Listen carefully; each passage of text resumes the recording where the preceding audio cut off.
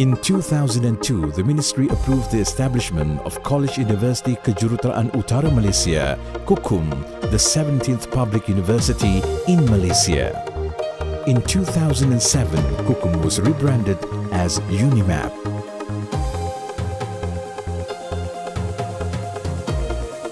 UniMAP offers programs of study leading to the award of diploma, bachelor's, master's and PhD degrees. Following the restructuring of the university in September 2020, UniMAP now has 6 faculties offering more than 40 programs of study.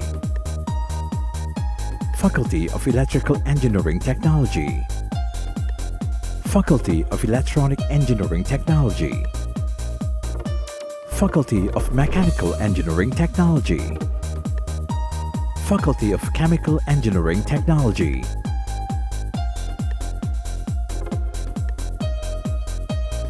Faculty of Civil Engineering Technology, Faculty of Applied and Human Sciences. UniMAP continuously carries out research that brings benefit to all. Nanotechnology research in UniMAP looks into faster, easier, and more accurate detection of microbiological diseases.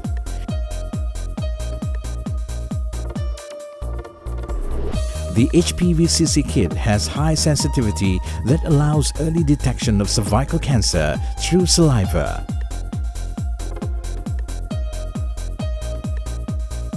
A bus monitoring system developed by the UniMAP Center of Excellence for Advanced Sensor Technology facilitates efficient monitoring of the movement of university buses for students. Under UniMAP's social responsibility programs, an alternative energy source kit known as EPS kit has been developed. Each year, UniMAP produces alumni whose presence is felt the world over, in many parts of the world. Being graduate from UniMAP, it really helps me in adapting to the working environment, and it helps me speeding up my learning curve. And I think the best thing about UniMAP is they don't just teach you, they prepare you. The soft skills, problem-solving analysis, as well as a lot of hands-on practical that we practice in lab, it will help the graduates to be more confident when they graduated later on.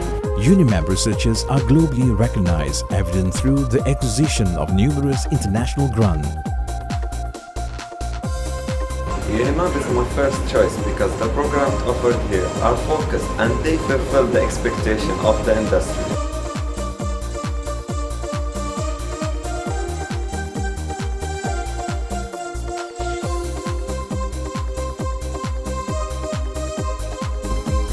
Apart from academic and research, which are the university core business, sport, culture and volunteerism are also given due to the attention.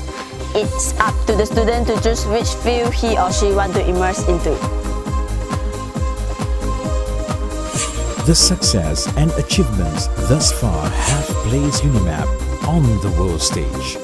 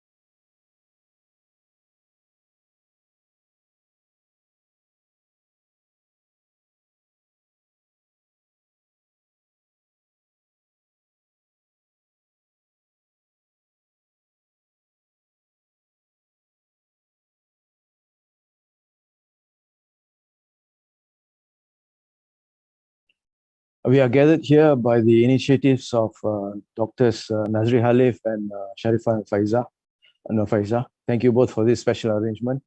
Very good morning to all present, with a special welcome to our distinguished speaker, Prof. William D. Phillips from US, NIST. We also welcome Professor Engineer Dr. Riza Fandi Che Ismail, our Deputy Vice Chancellor, Research and Innovation, UniMAP. Professor Dato Dr. Muhammad Reza Wahidin, Vice Chancellor of University Science Islam Malaysia, USIM, also a former lecturer of mine. Dr. Hasima Hassan, Deputy Program Scientist, James Webb Space Telescope, NASA. Very good morning and very good evening to you, sorry. Mr. Kamarul Muhammad, Founder and Group CEO of Aerodyne Group, a local with a global presence. Good morning, sir.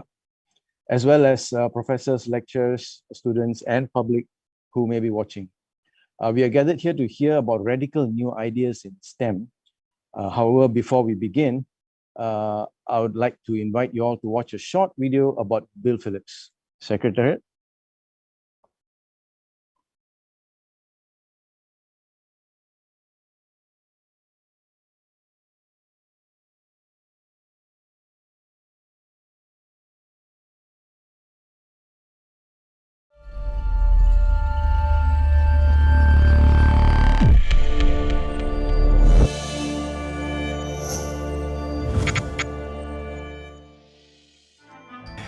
The thing that is most challenging about the work that I do, or the work that any of the research scientists here at NIST do, is that we don't know what we're going to learn.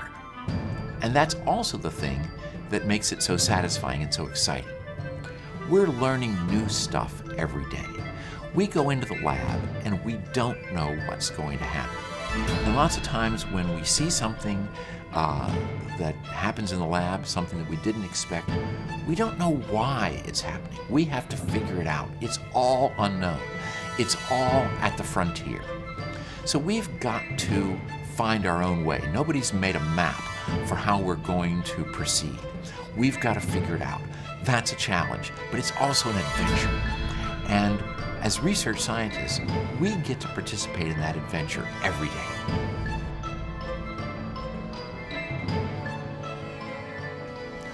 One of the things that was really important for me in getting started with laser cooling is what had been done at NIST by Dave Wineland. Dave Wineland came to NIST a few years before I did, in the 1970s. I came in 1978. And in the year 1978, before I came to NIST, something really important happened. Dave Wineland and his colleagues published the first paper about laser cooling. They had demonstrated that you could shine light on something and make it cold. Now, first of all, that sounds ridiculous. Usually you figure you shine light on something, it's going to get warm. They figured out how you could shine light on something and make it cold. And there was two really important parts about Dave Wineland. In 1975, when he was at the University of Washington, he came up with the idea for laser cooling. He came to NIST and he put that idea into practice. He made it work. I read that paper and I thought, that's really cool. I wonder if I could do that with neutral atoms. So we started to cool down atoms by shining laser beams in from every direction. And the way this is supposed to work is that you tune the laser beam so that it's a little bit lower in frequency than what it should be for the atoms to absorb the light. Now, if the atoms absorb the light, they're going to get a push. Now, what you want to do is to push on the atoms in the opposite way from the way that they're moving. Well, if the atoms are moving this way and the light's coming this way, and the light's a little bit too low in frequency, then because of the Doppler shift, the atom is going to think that the laser beam has a frequency that's a little bit higher, which is to say closer to the frequency that it wants to absorb. So it'll absorb it and slow down. If the atom is moving the other way, it sees the frequency being wrong, and then it's not going to absorb it. You see, if it did, it would speed it up. So this is the basic idea. And based on that, you can calculate how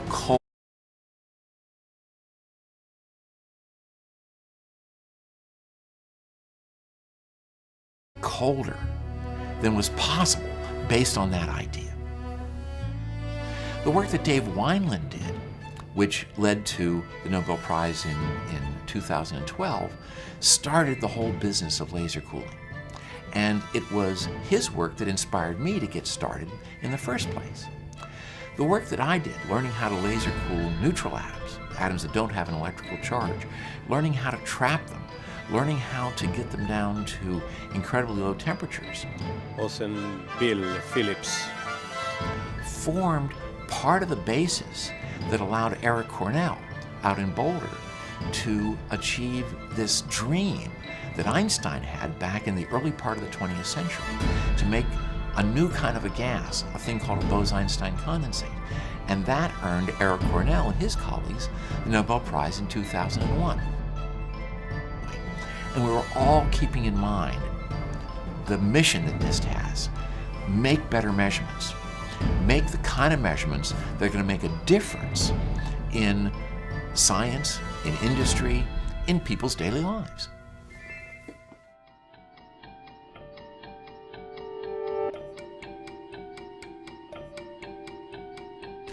So why are atomic clocks so important? I mean, who needs to know what time it is to the level of accuracy that atomic clocks give us?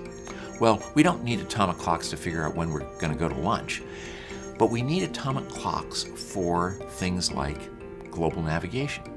The Global Positioning System, the satellite navigation system, relies on the fact that on those satellites there are atomic clocks, and those atomic clocks are broadcasting information about what time it is and about where the satellite is.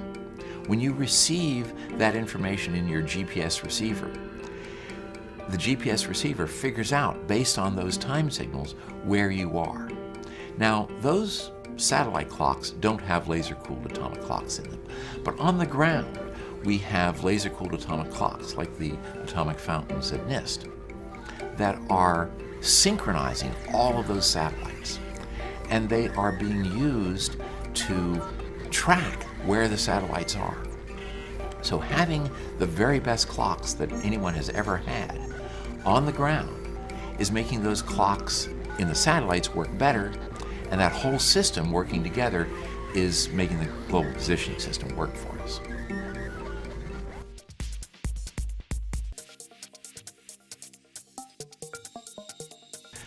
So what's next? Well, now we're past the stage of figuring out how to make atoms really cold, how to trap them.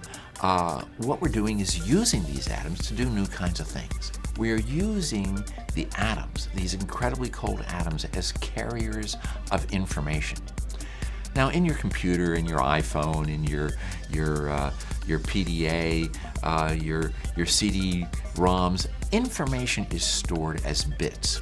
These are the zeros and ones that we hear about, and those things are stored in some physical form. What we're using is single atoms, and the way in which the spin of the electron in that atom is pointing one way or the other way, that's the 0 or the 1. But the amazing thing about storing information in an atom, in the electron, and the spin of the electron of an atom is, they can be 0 or 1. It can be pointing this way, or it could be pointed that way. But it can also be pointing both ways at the same time. Now, how's that possible? How can something be in two places at the same time? Well, it can't be in our ordinary world, but in the microscopic, the submicroscopic world of quantum mechanics, the theory that describes how atoms and electrons behave, things can be in two places at the same time. And that opens up an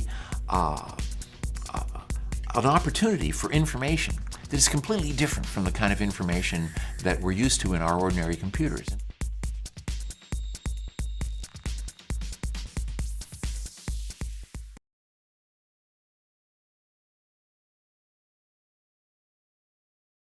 Future, but before that,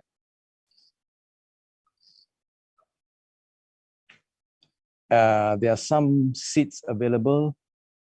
Please, whoever would like to come in, you can scan the QR code displayed here for the ISICS Series 3 colloquium. Please scan to join us via Zoom. There are limited seats and they're filling up fast, hot seats. First come, first serve. You'll be allowed to ask direct questions to Bill. On the other hand, everyone will be muted, so please raise your hand to ask questions to Bill because he welcomes interruptions. He threatened us that if nobody asks questions, he'll finish fast in a few minutes. Okay, and without further ado, I'll read a short biography of Bill before we begin. Okay. William D. Phillips received the BS in Physics from Juanita College in 1970 and his PhD from the Massachusetts Institute of Technology in 76. After 2 years at the Chaim Weizmann postdoctoral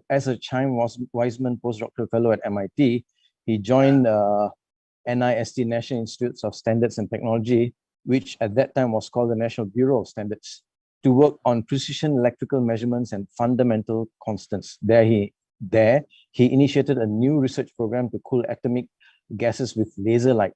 He founded NIST's Laser Cooling and Trapping Group, and later was a founding member of the Joint Quantum Institute, a cooperative research organization of NIST and the University of Maryland that is devoted to the study of quantum coherent phenomena. His research group has been responsible for developing some of the main techniques now used for laser cooling and cold atom experiments in laboratories around the world, not to forget all those standards institutes. Their achievements include the first electromagnetic trapping of neutral atoms, reaching unexpectedly low laser cooling temperatures within a millionth of a degree of absolute zero, the confinement of atoms in optical lattices, and coherent optical manipulation of atomic gas Bose-Einstein condensates. Atomic fountain clocks, based on the work of this group, are now the primary standards for world timekeeping. Among the group's current research directions are the use of ultra-cold atoms for quantum information processing and quantum simulation of important physical problems. Dr. Phillips is a fellow of the American Physical Society, the American Association for the Advancement of Science, and the American Academy of Arts and Science. He's a fellow and honorary member of the Optical Society, a member of the National Academy of Sciences and the Pontifical Academy of Sciences, and a corresponding member of the Mexican Academy of Sciences. In 1997, Dr. Phillips shared the Nobel Prize in Physics for development of methods to cool and trap atoms with laser light. Interestingly, he's also the recipient of the Albert A. Michelson Medal, US, from the Franklin Institute, quite a famous place, one of the earliest education foundations and museums in US. And this is what Claude Cohen-Tannoudji, his co-winner with the prize, has to say about our distinguished speaker, Bill Phillips. What I like in Bill's work is that his ideas are elegant, they are beautiful, very simple to explain and to understand, which is not always the case. There are many people advancing ideas which are very complicated. With Bill, not.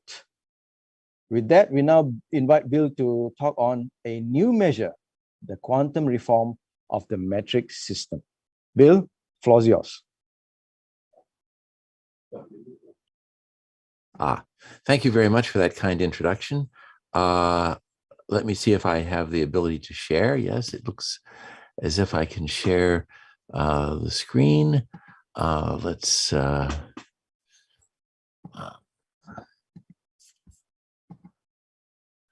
okay, now I need to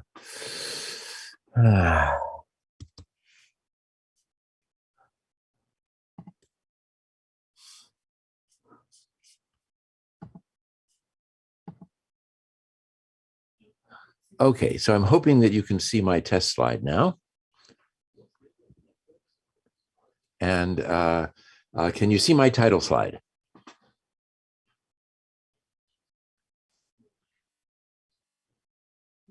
Can you let me know if you can see my title slide, Prabha? Yes, it's clear. Okay. Okay, and everything you can see. Okay. Okay, wonderful. So I'm going to be talking to you about the recent revolutionary quantum reform of the international metric system, what we call the international system of units, the Système International d'Unité. As you've heard, I come from the National Institute of Standards and Technology, and this is, like the National Physical Laboratory in the United Kingdom and similar laboratories all over the world, is the National Metrology Laboratory of the United States. And so we are very interested in the question of units of measure. You also heard that I'm part of the Laser Cooling and Trapping Group, and my colleagues, Gretchen Campbell, who's now the leader of that group, Paul Lett, Trey Porto, Ian Spielman, Ida Tietzinga, Charles Clark, and most recently, Nicole Younger-Halpern, are the members of that group, the senior members of that group, with whom it's my pleasure to work on a daily basis. NIST has been one of the leaders in the reforms of the International System of Units that I'm going to be telling you about. And another leader in that reform is the International Union of Pure and Applied Physics. And as a member of the commission of IUPAP that is interested in units and standards, I've been spreading the word about this reform of the International System of Units. So before we get started, I want to remind you again to please ask questions. You can enter your questions in the chat through either the Zoom interface or the YouTube interface. And I will stop at a number of places during the talk to answer those questions. But if there are any urgent questions as we come along, I'll be happy to be interrupted. And Prabha will interrupt me and we'll try to answer those questions. So, a new measure, a revolutionary quantum reform. So what is the nature of that revolutionary reform? Well, on the 20th of May, 2019, which is also World Metrology Day, we have experienced the greatest revolution in measurement since the French Revolution. And the nature of that revolution is that we have changed the definition of the base units of the International System of Units, what we call the SI. The International System of Units is based on 7 base units: the kilogram, the meter, the second, the ampere, the Kelvin, the mole, and the candela. And the revolutionary change that has happened is that today, each one of those basic units is defined by fixing a value of the constant of nature. Now, how is it possible that we can fix the value of a fundamental constant of nature? Well, in order to see how this can be done and how it was done for an earlier reform for the unit of time, the second, and with apologies to the late, great Stephen Hawking, I want to bring you my version of a brief history of time. Since people started to measure such things, a second has been defined to be the length of time that is equal to 1 day divided by 24 hours in a day, divided by 60 minutes in an hour, divided by 60 seconds in a minute. So that a day, that is a second, was equal to 1 day divided by 86,400. That's what everybody thinks of even today as being the definition of a second. But as early as around 1900, people have known that the length of a day changes. The rotation rate of the Earth is not the same all the time. The tides slow down the rotation rate of the Earth. Earthquakes may redistribute the mass of the Earth and change the rotation rate. So it turns out that the Earth itself is not a very good clock. It's a variable clock. How do we know that it's a variable clock? Because we've made other kinds of clocks that are better than the Earth. One example of a clock that's better than the Earth is shown here. This is the first atomic clock. In fact, it was a molecular clock, but the idea was that the ticking of an ammonia molecule was more stable than the rotation rate of the Earth. A few years after this clock was made, in 1949, at the National Physical Laboratory in England, they made this clock based on the ticking of a cesium atom. And the ticking of the cesium atom became eventually, as we'll soon see, the thing that we use to define what we mean by a second. Now, how does this clock work? Here's a very simplified version of it. We imagine here a cesium atom with a nucleus and an electron. Of course, it has lots of electrons, but there's one valence electron that is the most important electron for the behavior of the cesium atom. You send in microwaves at a frequency of a little bit more than 9 gigahertz. And when the frequency is just right, it will cause the direction in which this electron is spinning to flip. And so the electron will go from spinning this way to spinning the other way, if the frequency is just right. But if the frequency is not just right, then the atom doesn't change state. So the way in which an atomic clock works is you, and again, remember, this is a very simplified version. The way the atomic clock works is you tune the frequency of these microwaves until these electrons are changing their state. And when they are, then you know that the frequency is just right. And so in 1967, a long time after they figured out that the Earth was not rotating at a constant rate, they redefined what we mean by a second to be this number of periods of the radiation, the microwave radiation, that will induce a transition between these two energy levels in the cesium atom. So be this number of periods. Okay, we seem to be getting an echo. Okay, so this number of periods, this 9 billion, 192 million, and some periods of the radiation, that's what we mean by a second today. And ever since that definition has been made, in fact, ever since these scientists at the National Physical Laboratory began to make these measurements, these clocks have been getting better. So that by sometime in the 1990s, these clocks were better than a part in 10 to the 14. That's incredibly good, a part in 10 to the 14. But the performance of these clocks at that incredibly good level of a part in 10 to the 14 was limited. That is, it wasn't possible to make the clocks work better than that. And the reason was because the cesium atoms were moving so fast, a couple of 100 meters per second. Now, you heard, if you watched the little video clip before this lecture started, you learned that I spent a lot of my career learning how to cool atoms, including cesium atoms. And that process made the cesium atoms move much more slowly and has made it possible for these clocks to get even better because of the fact that the cesium atoms are moving more slowly. So today, these cesium clocks, using laser-cooled atoms, atoms cooled down to within 1/1,000,000th of a degree of absolute zero, are operating at a few parts in 10 to the 16. So here's the benefits of having laser cooling, that the performance of the clocks kept getting better and better. Here is an example, a picture of one of those cesium clocks. This one is at our NIST laboratories in Boulder, Colorado. And Don Meekoff and Steve Jeffords cool their cesium atoms down to less than 1/1,000,000th of a degree above absolute zero, right about here. They shoot them up inside this vacuum system. The atoms fall back down after about a second. And because of that incredibly long time, a second is a very long time for us to make measurements. And because the atoms are going so slowly, they can make this clock work with an accuracy of a few parts in 10 to the 16. So something very important has happened. We started with the Earth, something completely arbitrary and something that is not constrained to be constant. We started with the Earth as being the definition of time, that a certain fraction of the time it takes for the Earth to rotate is what we called a second.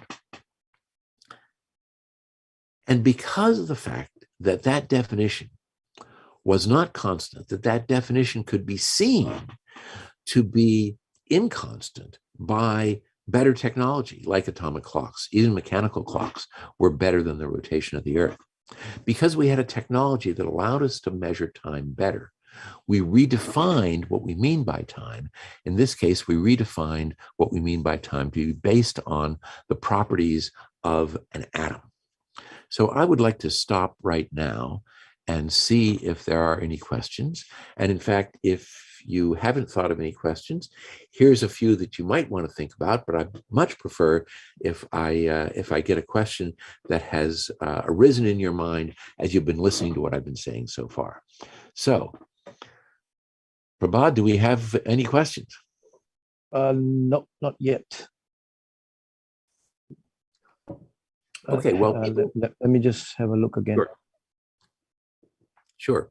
Excuse me, can I ask a question here? Please. Yes, please. Thank you. I'm Riza from down south of Malaysia. Can you explain a little bit more about optical clocks going beyond the atomic clocks? Thank you. Yes. Yes, certainly. Well, I will actually spend a little bit of time later in the talk about optical clocks, but since you've asked, let's talk about them right now.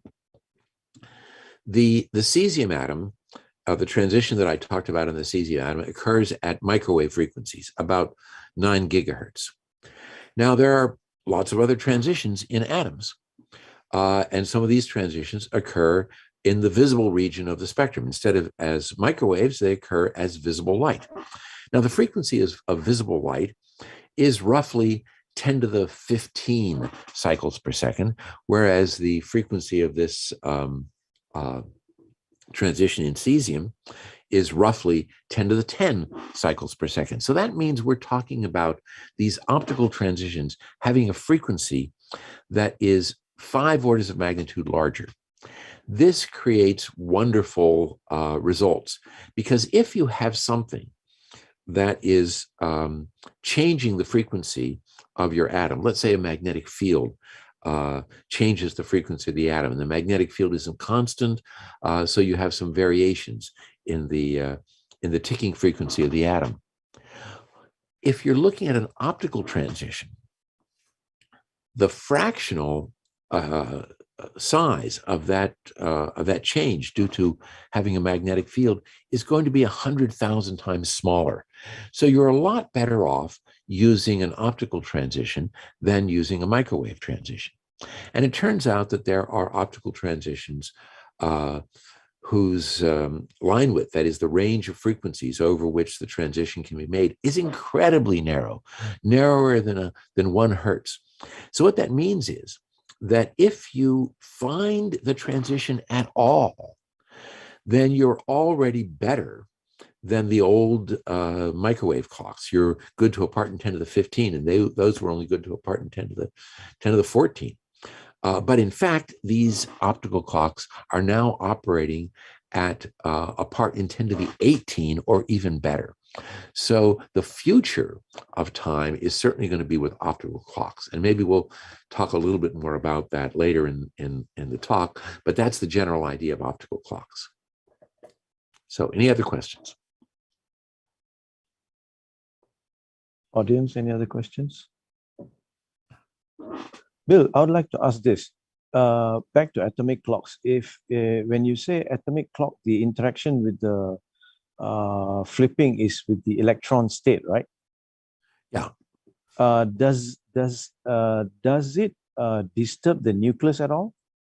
Okay, let's go back to that little picture that I was showing you. We're going the wrong way, sorry.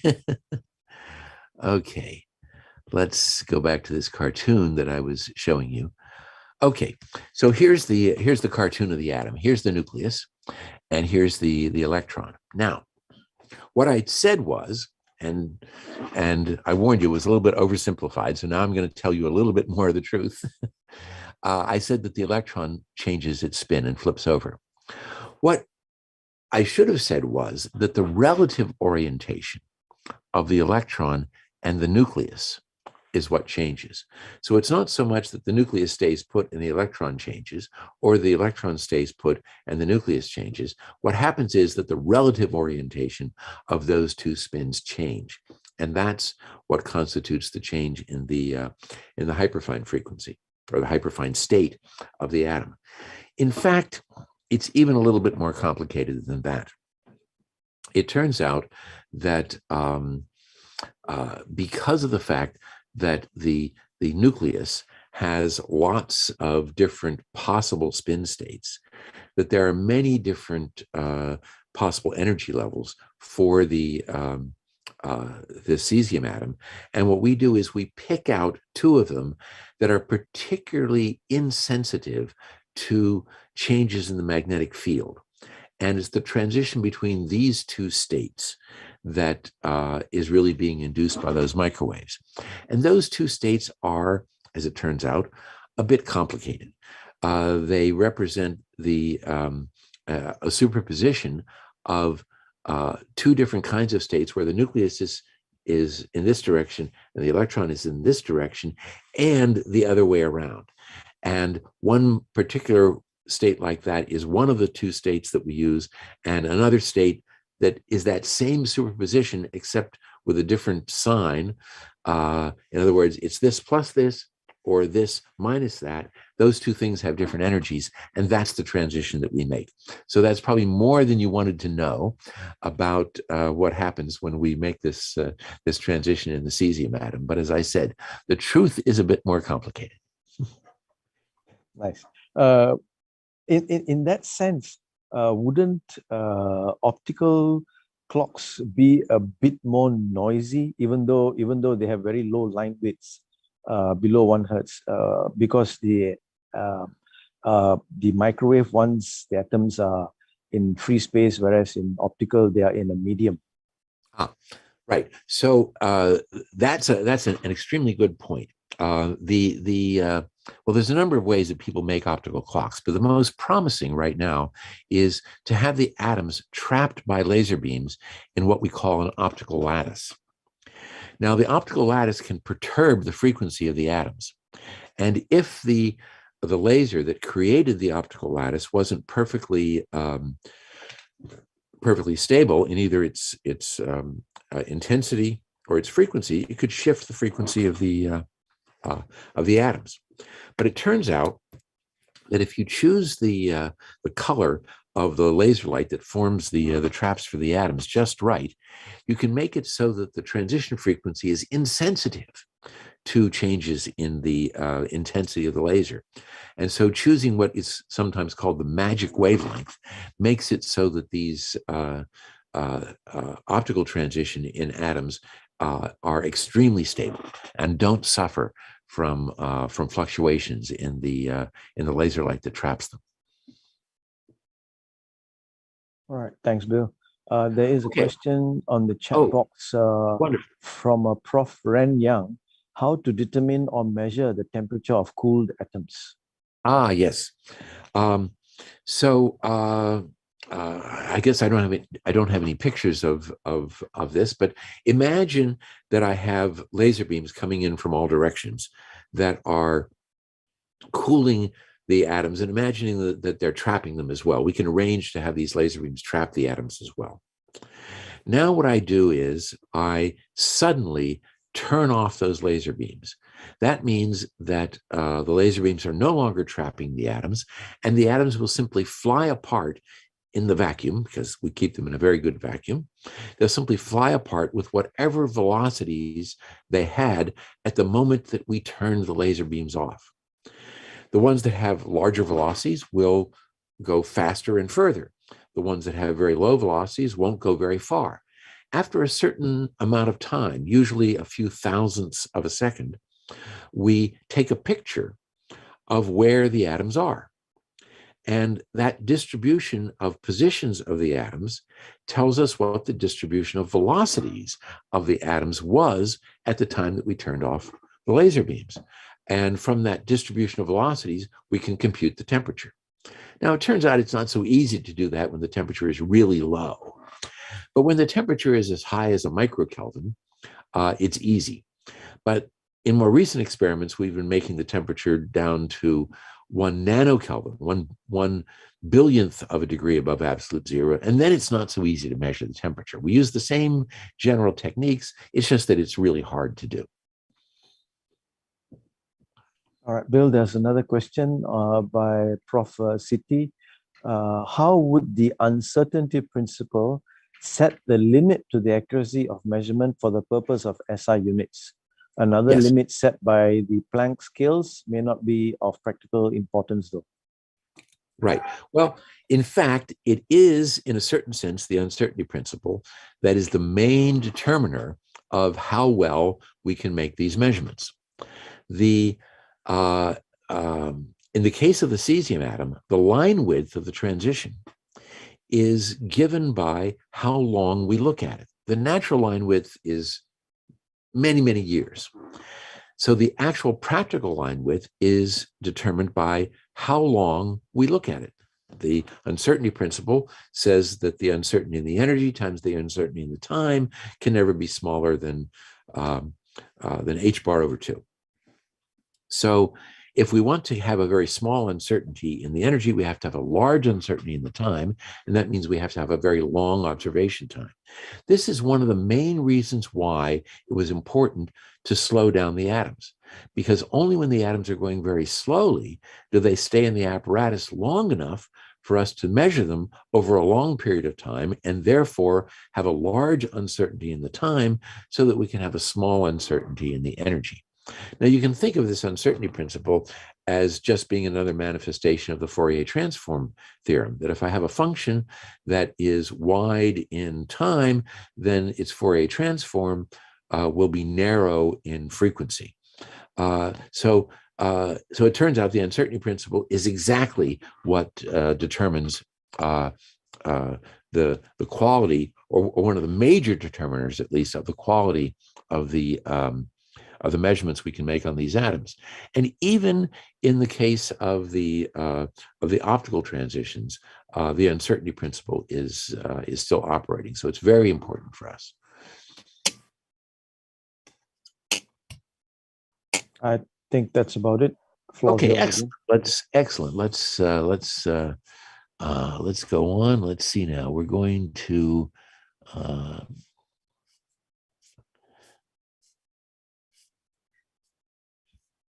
having a hard time manipulating my my cursor here. For some reason, it's okay. Good. So I think that's about where we stopped. Okay, so now I'm going to tell you another story, which in a certain sense is even better. And so again, with apologies to Stephen Hawking, this is called A Short History of Length. Length was really important historically because it was important for commerce and construction. You had to measure the length of things when you were selling somebody something by length. You had to measure the length of things when you were building a building. And the early approach to length standards was to use the human body. The cubit was the distance between your elbow and the end of your fingertip. A fathom was the wingspan of your arms. A foot was the length of your foot. The trouble with that was that it was convenient, but it wasn't very consistent. If you were buying fabric from a merchant who was short, you might not get as much fabric as you had expected. So one of the things that ancient people did was, instead of basing the unit on whichever human body happened to be involved in the transaction, they based it on a particular human body, often the king. In ancient Egypt, it was the pharaoh. And they had a unit of length called the royal cubit, which was the length of the pharaoh's forearm. And they did something very modern with it. They took the cubit and they made they took the length of the pharaoh's forearm and they measured it against a rod of stone, so that the length of the forearm of the pharaoh was basically set in stone, and this became the length standard for all of Egypt. Now, people who were out in the field building the pyramids, for example, had secondary standards. They had wooden cubits, and they had to recalibrate those wooden cubits every month against the stone cubit to make sure that they were consistent and they were still making good measurements out in the field. And they were so serious about doing this metrology that the penalty for not recalibrating every month was the death penalty. These people were really serious. And as a result of being so serious about metrology, the pyramids are incredibly well made. The baselines of the pyramid are consistent to a small fraction of a percent. They're square to something like 12 arcseconds. And this idea of making a primary standard was something that was common throughout Europe, for example. During the Middle Ages, towns would put a standard of length into the wall of their town square. And here is a picture of one of those length standards, a fathom, in the town square of Regensburg in Germany. And as you can see, this is a good long fathom. So this might be a good place to buy fabric. But if you were to go into a surrounding town in Bavaria, you would find different standards. Well, this was really an annoying problem, the fact that you did not have a true standard of length, that it would vary from one place to the next. And at the time of the French Revolution, the revolutionaries figured that they would fix this problem, and they would fix it once and for all. So they decided to define a new standard of length, which they called the meter. And the meter was defined to be 1/10,000,000th of the length between the North Pole of the Earth and the equator of the Earth on a meridian that goes through Paris. The idea behind this was that such a definition of the meter would be available to everyone because the Earth belonged to everyone and it was available to everyone. Here's a medallion that was struck in honor of this idea. It shows a mythological creature actually measuring the Earth. And the theme of this is for all time, for all people. And that was their hope, was that they would have a unit of measure that would be good for all time and for all people. Well, how do you measure the Earth? Well, what they did was they sent out surveyors, and they surveyed the distance between Barcelona in Spain in the south and Dunkirk in France in the north. And by knowing something about the shape of the Earth, they were able to extrapolate to the full size of the meridian, and in that way they determined what the length of the Earth was in terms of the old system of units.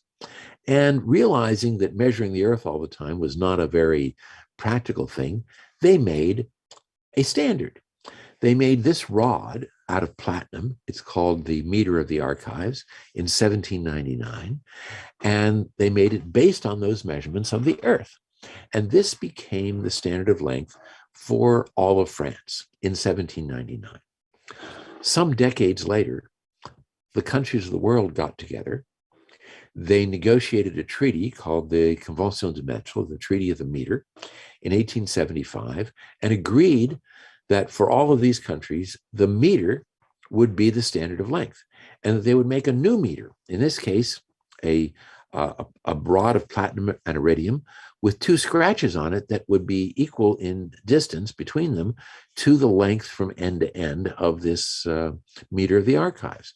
So in the years following 1875, this meter was made, and it now became the standard of length for the entire world. The trouble was that this is the end of the 19th century. Physicists had discovered that light was a wave, and they discovered how to measure lengths using the wavelength of light as a standard. So this cartoon of what's called a Michelson interferometer shows how that was done. You have a source of light coming from some sort of a lamp. It comes up to this half-silvered mirror called a beam splitter. Some of the light goes through, some of the light is reflected, and both the reflected light and the transmitted light are then reflected again from these two mirrors. They send the light back to this beam splitter, recombine it, and those two beams of light, the one that went this way and the one that went that way, interfere with each other. And when the trough of one wave matches up with the peak of another wave, then you get a black spot. And when the two peaks of the waves line up with each other, you get a bright region. And all you have to do is move this mirror by a fraction of the wavelength of light, just 1/4 of the wavelength of light, and you will change this from being dark to light.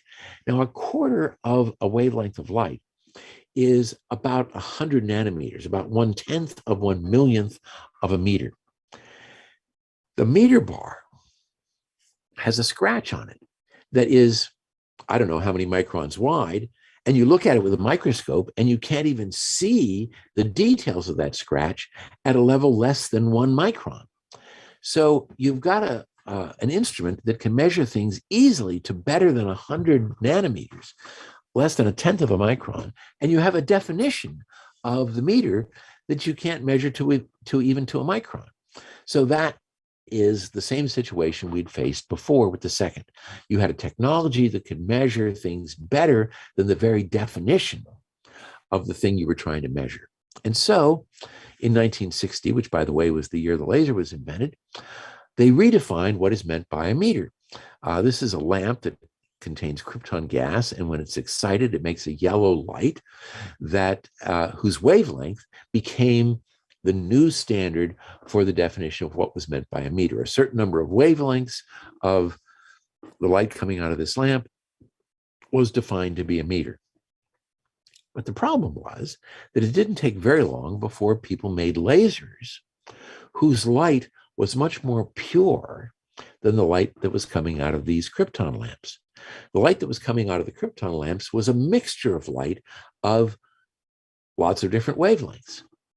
And at the beginning, it wasn't such a problem, but as people started to make measurements better and better, then the fact that you didn't know what the wavelength of the light coming out of the krypton lamp was because it wasn't a single wavelength, that became a problem. And people were measuring lengths using laser light, which was extremely pure. All the light coming out of the laser has the same wavelength. So people started to measure lengths using laser light, even though the official definition of length was based on the light from a krypton lamp. So once again, you have the problem that you've got a technology that can measure something better than the very definition of that quantity. You have lasers that can measure lengths better than the definition, which was first the distance between two scratches on a meter bar, and then it was the wavelength of the light coming out of the krypton lamp. Now you've got lasers that can do better. So it's clear that you need to redefine it again. The obvious thing to do would have been to redefine the meter in terms of the wavelength of the light coming out of this laser. This laser is an iodine stabilized helium neon laser, and it was used all over the world as a kind of de facto standard of length.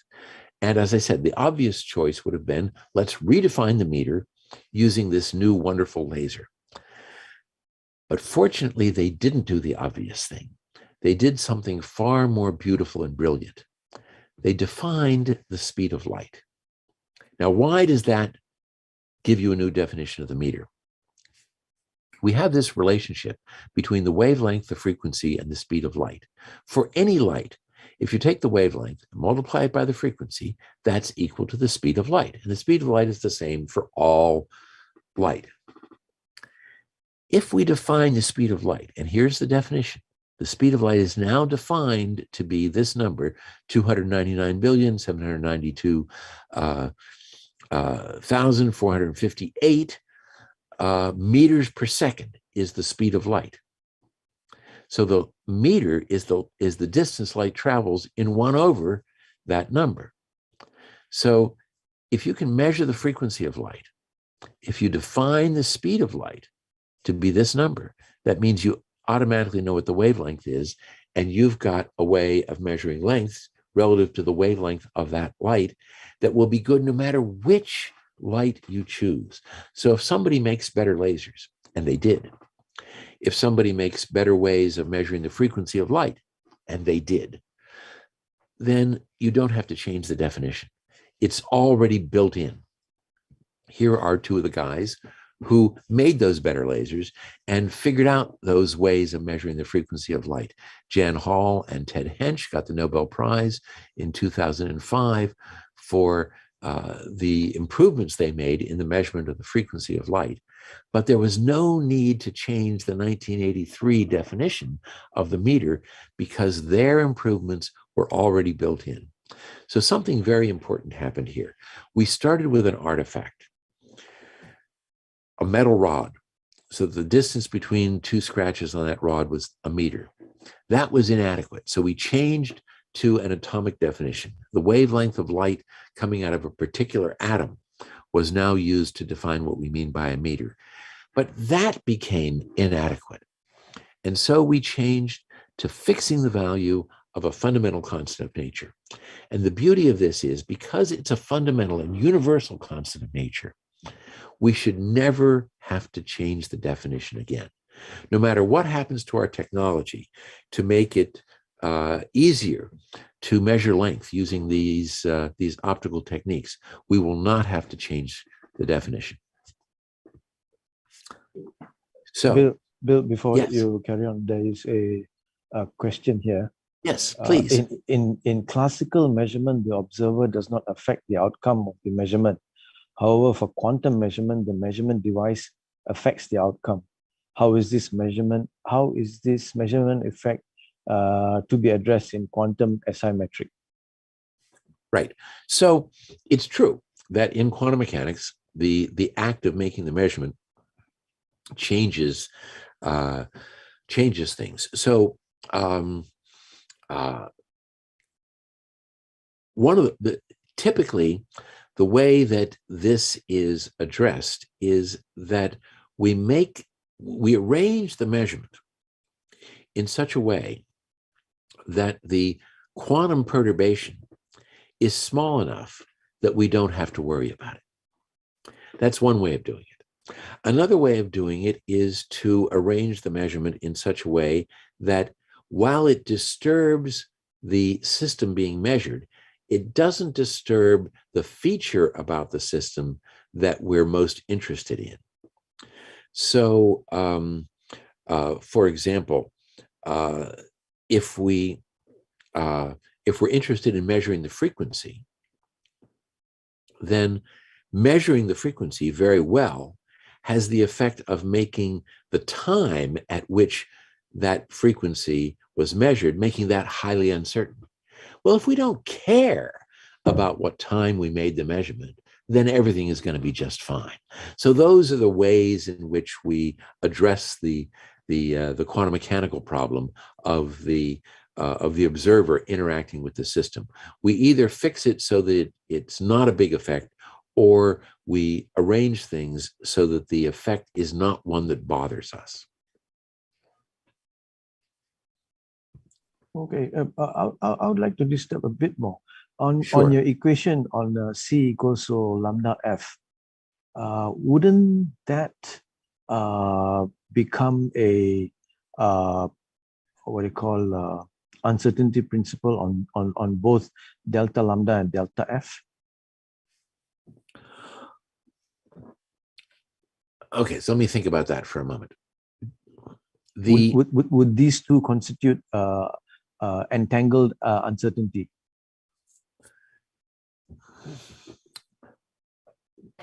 Okay, I haven't thought about that, so it's a very good question.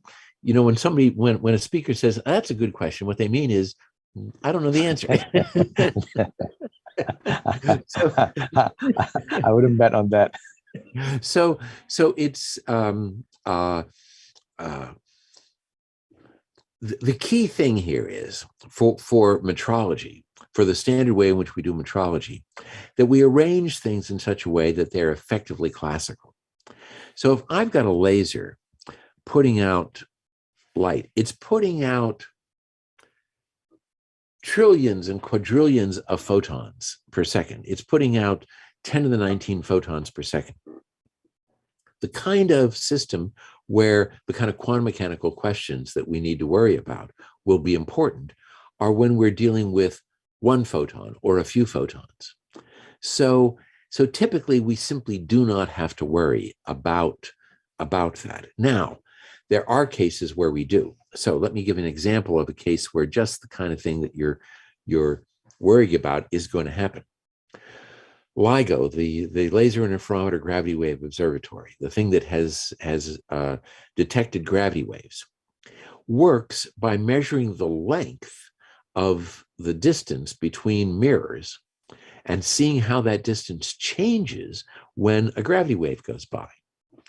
And they use huge lasers with lots and lots of photons. But in spite of that, in spite of how many photons they have, the tiny, tiny quantum mechanical uncertainty that comes from light that has that many photons is still a problem for them. And so they sort of trick the uncertainty principle, so that the uncertainty principle always says that the product of two uncertainties is the thing that will not be able to be smaller than Planck's constant. So what you do is you trick things so that the light has a smaller uncertainty in its wavelength and a bigger uncertainty in, say, its intensity. This is the way things work, as it turns out, in the case of the light. So it'd be more accurate to say the two variables that combine together, that multiply together to give you an uncertainty principle, are the photon number and the phase of the light. The phase of the light is the thing that the length is tied to. And so what you do is you work on in a situation where you're going to have a bigger uncertainty in the number of photons, and the thing you gain from that is a smaller uncertainty in the phase of the photons, which is to say the length. So it does come in, but only in very, very special circumstances, when people are trying to push the limits of measurement to their very endpoints. So, but in this case, the wavelength and the frequency are not related in that conjugate way. It's the frequency or the phase and the number of photons are the things that are the conjugate variables. Yeah, correct. And do you expect C to change in the coming few years? Okay, so that's another interesting question. What if C changes? And the answer is it cannot. It would be illegal for C to change, because by law, this is the speed of light. Now, that sounds a little bit funny. Laws are made to be broken.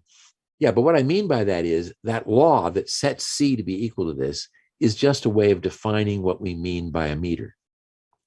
So it doesn't even make sense to talk about the speed of light changing, because how would we know? Given this definition of the meter, there's no way that we can measure that the speed of light has changed. So we'll talk a little bit more about that when we get to the way the SI is now organized, where we've got a lot of constants defined, and it might look like it's too much. We'll get to that later. Okay, so this definition of the meter, I've tried to emphasize the idea that it is brilliant and beautiful. The idea of defining the meter by defining the speed of light is just an amazingly beautiful idea.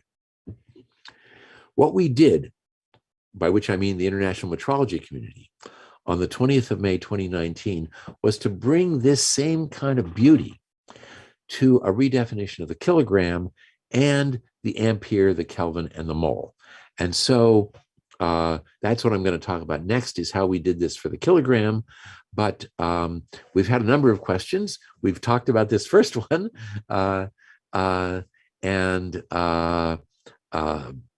If there's any more questions, we can take them now, or I can go on to mass. I think you can go on to mass. Okay, so now we have a light history of mass. So just like everything else, in ancient times, mass was defined by using artifacts. Here are a set of stones from the ancient empire of Babylonia, and these were the standards of mass for wherever this was valid. But like all other standards, they could vary from one place to another. A different country would have a whole different set of units for mass, and that was intolerable. And so the French revolutionaries figured that while they were fixing the problem with length, they would fix the problem with mass as well. So they defined a new unit of mass called the kilogram, and the kilogram was defined to be equal to the mass of a volume of water equal to a cube of 1/10 of a meter on a side. That's what we call a liter. So the original definition of the kilogram was the mass of water that has a volume of 1 liter. Now, the problem with that definition was that while it was very clear and universal, everybody has water and everybody has access to the meter now, at least that was the idea of this revolutionary change in the meter. So everybody should be able to have a mass standard. The trouble was that it wasn't so easy to get exactly a liter of water. Water wets things, water's density changes with temperature, the composition of water, it might have things dissolved in it, all kinds of things could make it difficult to get exactly 1 liter of water. There's buoyancy, the water displaces air, and it changes the weight of a certain volume of water. So they did what they had done in other cases before. They made an artifact. So here's a picture of me with the artifact kilogram. That's that little volume of metal. It's made out of platinum. And it was made to be equal, as close as they could do it, to the mass of 1 liter of water. But platinum, and platinum is very dense, so that means there wasn't much of a buoyancy correction. And presumably it doesn't change. So that became the standard of mass for France. 1799, the kilogram of the archives. Well, just as with the meter, some decades later, the countries of the world got together, decided that they would adopt the metric system as their national standard of measurement, and that they would make a new kilogram. This one is called the International Prototype of the Kilogram, made of platinum iridium. They'd learned a little bit about metallurgy in the meantime, and they made a copy that was as close as they could make it to the mass of the kilogram of the archives. And up until 2019, that object, which you see right here, was the definition of mass for the entire world. Now think about this. We are in the 21st century. The unit of mass is a piece of metal that was made in the 19th century, and it's based on an object that was made in the 18th century. This is scandalous that in the 21st century, we are using 18th century technology to determine one of the base units of the international metric system. Think about this. If someone left a fingerprint on the international prototype of the kilogram, that would mean that all the rest of us would lose weight, because that thing is always the definition of what a kilogram is. So this is absolutely impossible. We can't have this. We have to change it. And furthermore, nobody leaves fingerprints on the international prototype of the kilogram, but it appears that its mass is changing. Here is a plot of the mass of a number of other kilograms, presumed to be exact copies of the international prototype of the kilogram, made in exactly the same way at the same time. And they're all drifting, almost all in the same direction, over something on the order of a century. So that means something is changing. And when they're all changing in the same direction, it makes you think, maybe the international prototype of the kilogram is changing. But of course, legally, it cannot change because it is the definition of the kilogram. Well, this is the situation that we're faced with. We have to fix it. And the way we fixed the meter was we defined a fundamental constant of nature, namely the speed of light. We want to do the same thing with the kilogram. So what are we going to use? Well, in order to explain that, I want to remind you of what must be the most famous equation in all of history, that E equals mc squared. So it tells us that the energy of an object at rest is equal to its mass times the square of the speed of light. Now, there's another equation for energy that's not quite as famous. This is Planck's equation for the energy of what we now call a photon. That energy is equal to Planck's constant times the frequency of the light that corresponds to that photon. Now, let's just blindly put those two equations together and solve for the mass. This says mass is equal to Planck's constant times frequency divided by the square of the speed of light. What does this mean? What it means is if I had some object, let's say a nucleus, and it emitted a photon that had a frequency f, then if I define Planck's constant, and I've already defined c, that means I know how much the mass of the nucleus changed. So that's how we get mass from Planck's constant.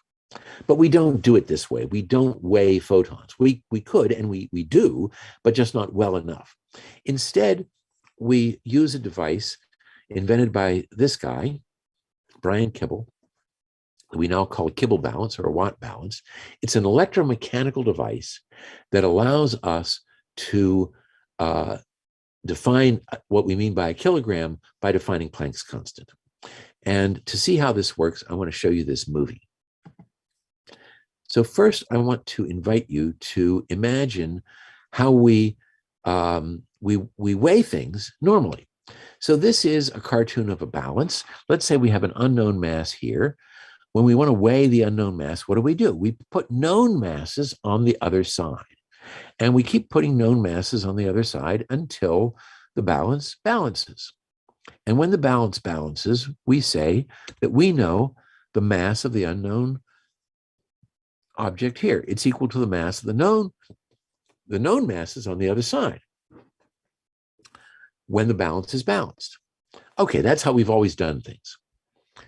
Now I want to invite you to think about another way you could do it. Instead of putting known masses on this side of the balance, let's say that you put a, okay, let's do that. Let's say you put a coil of wire and you put current into the coil of wire. So you got current in the coil of wire, and then you've got magnets here and here, so that the coil of wire is immersed in a magnetic field. Now, you know that if you put a current into a magnetic field, you'll get a force on the current that will be proportional to the current, the magnetic field, and the cosine of the angle between the maybe it's the sine of the angle, because the current and the field have to be at right angles in order to produce the force. Okay, so that's and if you knew what the current was, and if you knew what the strength of the magnetic field was, and you knew what its direction was everywhere, and you knew where the current went in the coil, then you'd be able to calculate what the force is. And you'd have another way of measuring this unknown mass. The trouble is that you don't know those things well enough. It's just impossible to measure the strength of the magnetic field and its direction well enough to make this work as well as you want it to. But here's where the genius of Kibble comes in. What Kibble says is, let's imagine doing a different kind of experiment than this one, where we weigh the mass using the force exerted on the coil by the magnetic field. It says, take that same coil in the same magnetic field, take the leads of that coil and connect them to a voltmeter, and now move the coil in the magnetic field. This is what a motor does, right? If you move a coil in a magnetic field, it generates a voltage. So we're going to do that. We're going to generate a voltage as we move this thing. And we're going to measure the velocity of the coil at the same time that we measure the voltage. We call this the velocity mode of the experiment. The part where we're going to measure the velocity and we're going to measure the voltage induced at that velocity. So we measure that. And the point is that this gives us all the information we need about the geometry of the system to make the measurement of the force force that we're talking about. So you do that other measurement, which we call the weighing mode, where you put current into the coil and you put that coil in the magnetic field, and then you balance that force against your unknown mass, and that's called the weighing mode.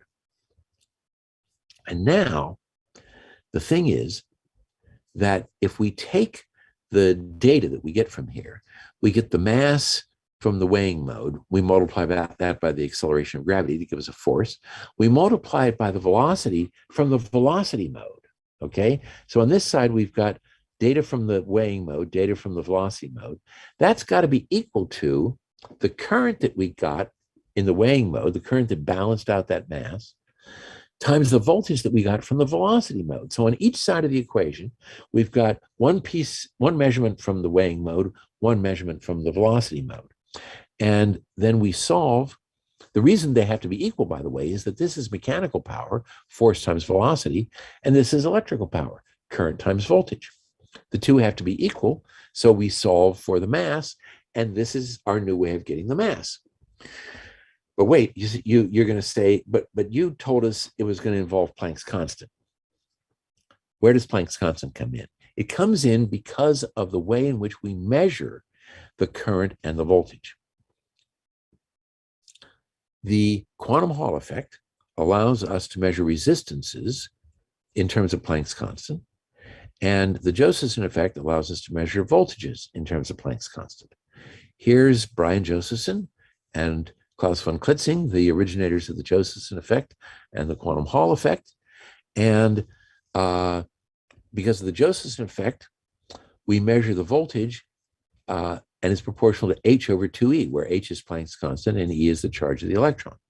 And because of the quantum Hall effect, we can measure a resistance, which is in units of h over e squared. We put a current through that resistor. We measure the voltage on that resistor, which is h over 2e. And the ratio, the voltage to the resistance, is the current. So that makes the current proportional to E. We multiply that by the voltage, which is proportional to h over 2e. So that gives us the mass proportional to E, which is what I promised you. Now, I realize that was kind of fast. You may think that I was cheating you, but I swear it's right. We end up with a mass that's proportional to Planck's constant.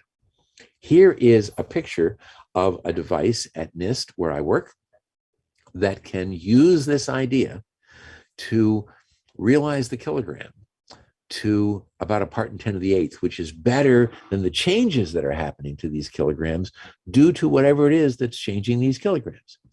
Here's a picture of part of the team that has made this measurement using this apparatus in the background.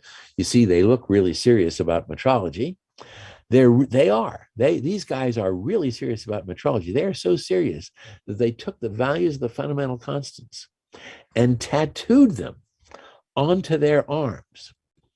These guys are serious about metrology. So they've got Planck's constant and the charge of the electron, Boltzmann constant, and Avogadro's number, which are the new constants in the new system of units, tattooed on their arms because they are so serious. So let's stop and have some questions. Yeah, I'm going to get a tattoo on my forehead. Well, I'm going to beat them. Maybe these guys aren't as brave as you are, because of course, if you don't want somebody to see the tattoo, all you have to do is wear a long sleeve shirt, you see? All right, we have a question from Siti. Are we anticipating a hierarchy of SI matrix system that would differentiate the scope of validity at microscopic scale based on fundamental quantum and relativistic physics, and another for practicality for macroscopic scales? Okay, well, that's a really good question. And it turns out the answer is no. But that we used to do exactly that. So I've suppressed a discussion of just the issue that you've raised, and that is when it comes to electrical units, we have had, up until the recent reform, we have actually had two systems of electrical units, one based on quantum mechanics and the other one based on practical macroscopic things. So but it's sort of backwards from the way you might think. The quantum mechanical one was the one that we used as the legal definition and the thing that we used on a daily basis for practice. The one that was based on macroscopic things like forces on objects, that was the one that was not used on a daily basis. So how did this work? Let's see. Maybe I've got some. Yeah, here we go. So here is how we today and earlier have measured electrical units since 1990. We have defined a resistance by using the quantum Hall effect. So this is a quantum mechanical thing that's done with a monolayer, a two-dimensional electron gas that allows us to measure the ratio between a voltage and a current, which gives us a resistance. We measure that against macroscopic resistors like this one. We then put a current through there, the voltage measured by the Josephson effect, another quantum mechanical effect where the oscillation frequency between two superconductors on either side of a tunnel barrier, that frequency depends on the voltage. So we measure voltages in terms of frequencies and Planck's constant and the charge of the electron, giving us current proportional to E and resistance proportional to H over E squared. So that's how people did it in the lab. The actual definition in the International System of Units was that the ampere is that current which, when put through two infinitely long wires of negligible cross-section, 1 meter apart, will produce a force in vacuum of 2 × 10⁻⁷ newtons per meter of length. That's what a real ampere was. And this is what the ampere was for practical purposes. They're not the same. They weren't the same until May of 2019. In May of 2019, we redefined H and E so that in the SI, okay, and that made these two systems, the practical system and the SI system, made them be the same. But up until 2019, they were not the same. We had a quantum-based one, but that was the one we used in the lab, and then we had the metric system one, and that was the one that we only used occasionally whenever somebody did a really fancy experiment to measure forces. So I hope that answers the question. It's kind of a strange situation that we had. Yeah. I had intended to hide that from you. This next question is a bit off track. It makes me wonder too. Maybe NIST is not located in US. The question is, it amazes me why the Americans prefer pounds over kilogram. Oh, okay. Well, I'm glad you asked that question. The United States was one of the original signers of the 1875 Convention de Mètres. I think there were 17 countries in the world, and we were one of those 17 countries that signed that treaty and that supported the International Bureau of Weights and Measures to make a new kilogram and a new meter.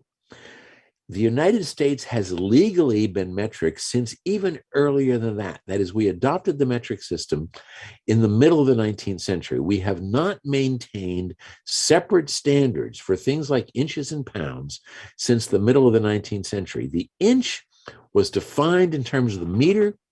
The pound was defined in terms of the kilogram. So legally, the United States has been metric since at least the middle of the 19th century. The fact that we still use pounds and feet and inches is a sociological thing, not a legal or a scientific thing. And it's really confusing to me as well. If you go into a grocery store in the United States and buy a can of soda like this one, you will buy it in ounces, in fluid ounces. But if you buy a big bottle, you will buy it in liters. If you buy milk, you'll get it in gallons. But if you buy wine, you'll get it in liters. So it's just really strange. And I think that very slowly it'll just eventually change, because we're manufacturing things in metric units because we want to sell them on the world market. So I think it'll just take a while, but it'll eventually change. If I'm not mistaken, this was one of the confusions with Hubble, correct? I don't think it was because of this. There was a disaster. I don't think that the Hubble thing was because of units. There was a Mars explorer that crashed into the surface of Mars, and that was units. Correct. So there was something having to do with space, correct, and that was pretty serious because they couldn't fix that. They fixed the Hubble, but when that thing crashed into the surface of Mars, it was gone. That's the end of it. Yeah. So some pretty severe things happened because of using this so-called English system of units. But I don't know why we call it the English system, because the UK has changed. Except if you go into a pub in the UK, you will still get beer in pints, and the pint is not a US pint. It's a different kind of pint. It's a different pint. So, and this is exactly what the French revolutionaries wanted to get rid of, is the idea that we would have this variation in units from place to place, and we're finally getting there. That's what I'm hoping, is we're finally getting there. Okay, all right. Okay, shall we go on? Yeah, sure. Okay, so before we finish this up, I want to tell you that there is another way of getting mass from Planck's constant that's really completely different. Imagine I've got an atom. Typically, it's an atom of rubidium, and I shine a photon on it so as to make the atom go from the ground state to the optically excited state. So this is a photon that's in the near infrared. It promotes the electron to a higher energy level, but because the photon carries momentum, it also makes the atom move, and it changes its velocity by h over m lambda, where obviously h is Planck's constant, lambda is the wavelength of the light, and m is the mass of the atom. If you measure the velocity, you can solve this equation for m, and you see that you now have m in terms of Planck's constant, right? M is equal to h over v times lambda. So if you measure v and you measure lambda, and which you can do all these things very well, you define h, you've now got the mass of this atom in kilograms. This is really important. In kilograms, not in atomic mass units, but in kilograms. You know what the mass of this rubidium atom is in kilograms. Now you do something else. You make a perfect crystal of silicon. You machine it until it's a perfect sphere. This is the most perfectly spherical object in the world. You use X-ray diffraction to measure the lattice spacing, the distance between the silicon atoms in this perfect crystal. Now, if you measure the size of this sphere, and you measure the degree to which it's not perfect, but it's nearly perfect, you measure the size of the sphere, you've got the distance between the atoms. That means you know how many atoms are in there. Then you do an experiment where you compare the mass of the rubidium atom to the mass of silicon atoms, and you can do that very precisely. You now know what the mass of this sphere is, all because of the fact that you defined Planck's constant. It's a completely different way from the Kibble balance, but it's completely equivalent from a metrological point of view. So people all over the world did both of those things. They used a Kibble balance, they used the silicon sphere, and these dots indicate places where people are doing both of those kinds of things. And when everybody agreed within some specified accuracy on what the value of Planck's constant was, because before we defined Planck's constant, these measurements can be thought of as measuring Planck's constant. So when everybody agreed what Planck's constant was, then they redefined the kilogram by fixing the value of Planck's constant to be the value of Planck's constant that was the weighted average of what everybody in the world had measured it to be.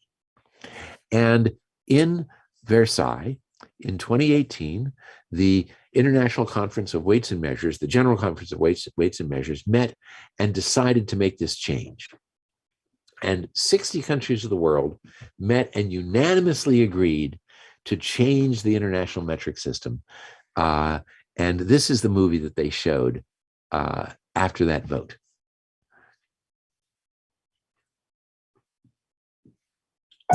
It took more than 140 years. Groundbreaking science. And the agreement from the world scientific community. At times, it seemed impossible. Accurate. Precise measurements. Anytime. Anywhere. But we did it. Ce l'abbiamo fatta. We have no special. Lo logramos. Neyse abone. Biz buna nail olduk. Welcome die. Biz bunu жасадық. Het is ons gelukt. We сделали это. انتصرنا. Vi gjorde det. Amerika dia. Mi smo to učinili. Dokazali sme to. Angažnaha. سويناها. Congratulations. 축하합니다. Felicitaciones. Mazal tov. Congratulazioni. Shate ralleloriša. Selamat sukses. Parabéns. Ongela. Omedetou. 감사합니다. Onneksi olkoon. Mabruk. Kapai. Aiko. Félicitations.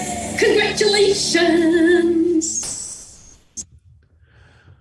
Well, I still get emotional when I see that, because when I think that 60 countries of the world could unanimously agree on something, it really gives me hope that maybe we can agree on more than the metric system in this world of art. That's going somewhere else. Bill, before you carry on, sure. I would like to ask this. Time uses cesium atoms, weight uses rubidium atoms. Wouldn't it be more prudent to use a particular atomic system for all? Well, actually, hold that thought for a moment. Okay, all right. Because I'm going to come to that at the end of the talk. Okay. Okay. So, just a final part of the story, the ampere. Well, we've already talked about that. This was the old definition of the ampere. Now, we've defined the charge on the electron. So the ampere is just a certain number of electrons per second. And because we've defined the charge on the electron, and because we've defined E, it means that E over H, as well as H over E squared, are now exact, and we can use those for electrical metrology. Now, we've already talked about this. And at the same time, we redefined the mole. The mole used to be the amount of substance that had a number of elementary entities equal to the number of carbon-12 atoms in 12 grams of carbon-12. That's no longer the case. Now we've simply defined what Avogadro's number is. And finally, the Kelvin, which used to be 1 over 273.16 of the triple point of water, is now defined by defining the Boltzmann constant. So I love this because what it means is we've now got a microscopic understanding of temperature. The Kelvin is the way in which we measure how much thermal energy an individual atom or molecule has. Planck's Boltzmann's constant times the temperature is equal to the thermal energy, with the right numerical factors. And now we've defined Boltzmann's constant. So temperature is just a conversion factor for energy. So the French Revolution gave us the metric system. Length and mass in terms of meters and kilograms was the great reform, the revolutionary reform of metrology. The Convention de Mètre gave us an international agreement about units. And then finally, on the 20th of May, 2019, we have another revolution in measurement, the greatest revolution, as I've said, since the French Revolution. And what it means is that the spirit of liberty from the French Revolution has given us a freedom from the artifact standards of measurement, like the kilogram. And it also means that we're free of this double standard of electrical measurements between legal and SI measures. And so all the base units are defined by fixing values of constants of nature. And now that means you can keep the International System of Units on a wallet card. And so it seems that we've realized this revolutionary dream of having a system that's good à tous les temps, à tous les peuples, for all time, for all people. This wonderful package, except for time itself. So good for all time and for all people, except for time itself. Just the question you raised, we've tied time to a specific atom, namely cesium, rather than to a fundamental constant. It's the hyperfine frequency of cesium. We don't have this problem with the kilogram because that's based on Planck's constant, which is the same for everything. But for time, it's a specific atom. The fact that we used rubidium was incidental. We could have used any atom. But when it comes to the second, we must use cesium because it is the atom that defines what we mean by a second. So where are we going with this? It won't be cesium forever. I promised I would say something about optical clocks. In Boulder, well, Dave isn't there now. He's still there in spirit, but he's in Oregon now. He's measuring the frequency of trapped aluminum ions to 9 times 10 to the minus 19. And Anna Maria Ray and Jun Yi are operating optical clocks in optical lattices with performance of 8 times 10 to the minus 21. And they may get better with quantum entanglement, this idea of sort of cheating on the uncertainty principle a little bit. And so we will be changing the definition of the SI second, probably within the next decade. But will it be the last definition? Will we come up with still better atoms to realize the definition of time? Well, only time will tell. So we've come to the end. I've loved hearing all these questions, and I hope you'll ask me some more.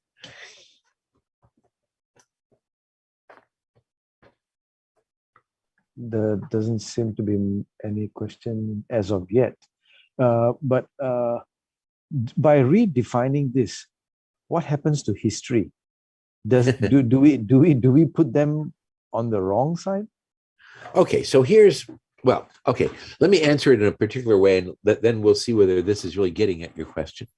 Every time we make a redefinition, we attempt to make that redefinition invisible to all of the users. So when we defined Planck's constant to give a new definition of the kilogram, the value of Planck's constant that we used was the best value that could be gotten from all the measurements made all over the world. So that means that if you now remeasured your mass in the new way, it would be within the uncertainty to which you'd been able to measure it before. So you won't notice it. There is a few exceptions to that. When they changed the value of E and H, what that meant was that the legal values of E and H, which were not the SI values, the legal values of 2E over H and H over E squared took a jump that you could tell. One of them changed by, I think, 2 parts in 10 to the 7 for the voltage, and for the resistance, 2 parts in 10 to the 8th. And you can tell that. But everything else was within the uncertainties. So, well, it's not quite true. There was a problem back in 1960, but we won't talk about that. But in general, we respect history in that way, by always making the change be within the uncertainty of the previous measurements.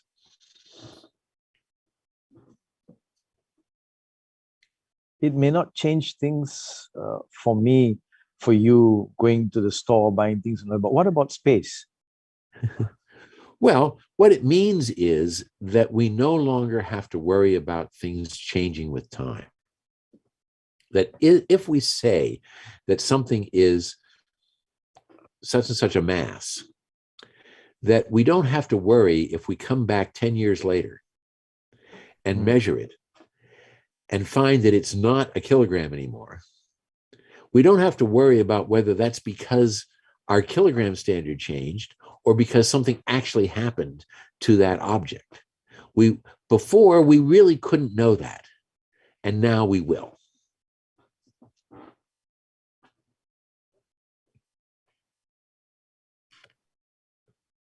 We have one from Siti again. Is pushing the limit of accuracy in measurement at NIST be given by curiosity to discovering new physics and to revise the fundamental constants? Well, I would say both. That it's part of our culture that we want to do measurements as well as we possibly can. So the motivation to make our measurements better so that we can provide better measurements to all of our customers, everybody who wants to know how to measure things at the very limits, that's our job, is to make that possible for them. We used to do it by calibrating their kilograms for them. Now we do it by telling them how to build a watt balance. That's our job, is to provide better and better standards. And what we found is that as technology improves, that the demands that people make on measurement systems keep getting greater and greater. So people do communications at higher speeds. They need better clocks to keep them synchronized when they're doing asynchronous communication.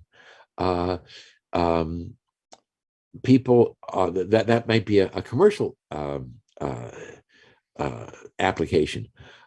Scientists who are trying to figure out whether the fundamental constants are changing, which we haven't really fully discussed yet. But there are questions you can ask about fundamental constants, about whether they're changing. In order to do that, we need better and better clocks. So we're making better and better clocks all the time to provide both commercial, industrial, and scientific demands, which keep getting better and better as the technology keeps getting better and better.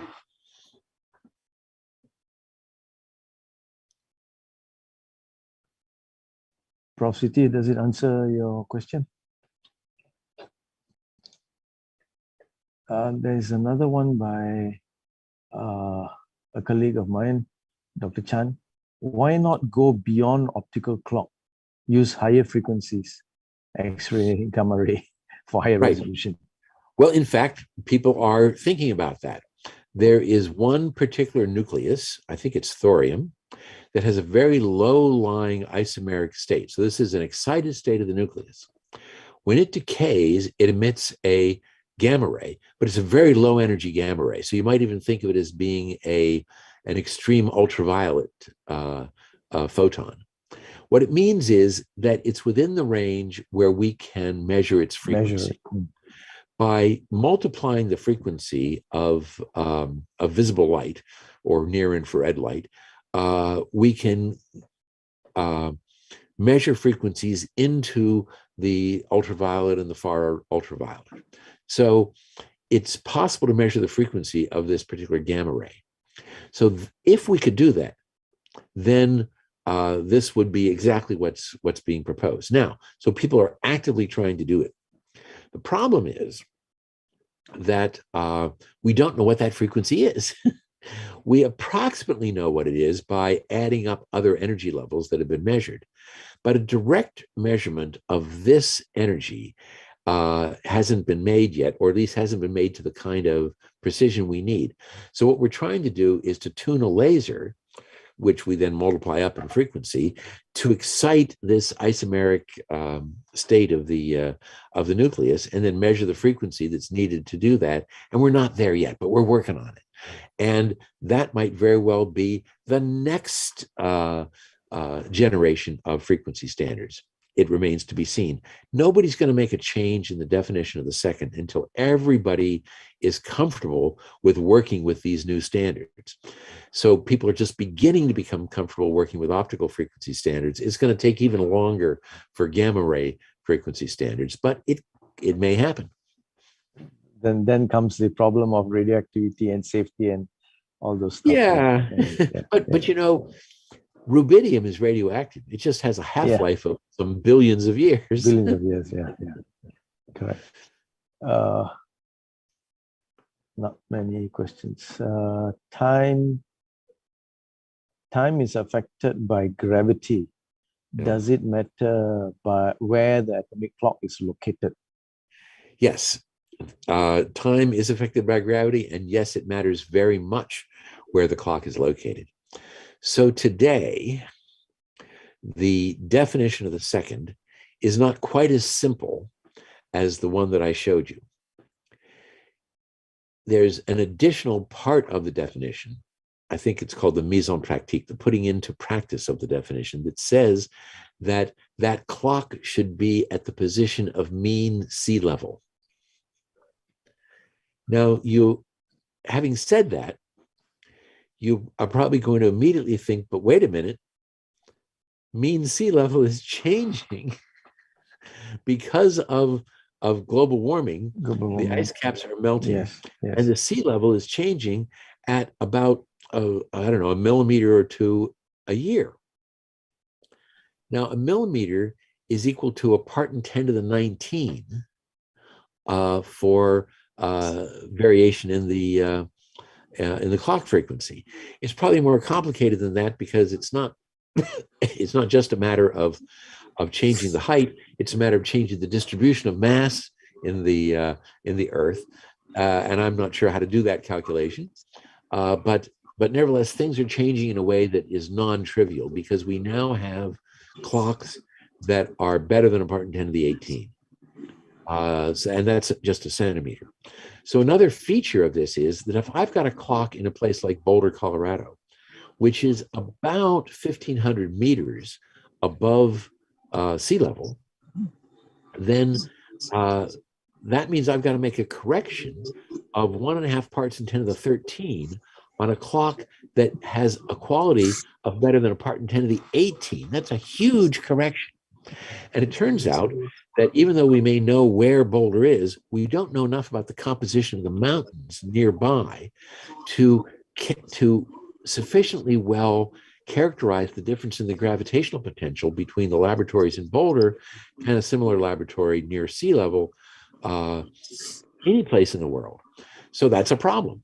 And it's something that we're working on. But now there's another feature, and that is we can use atomic clocks to map the gravitational potential of the Earth.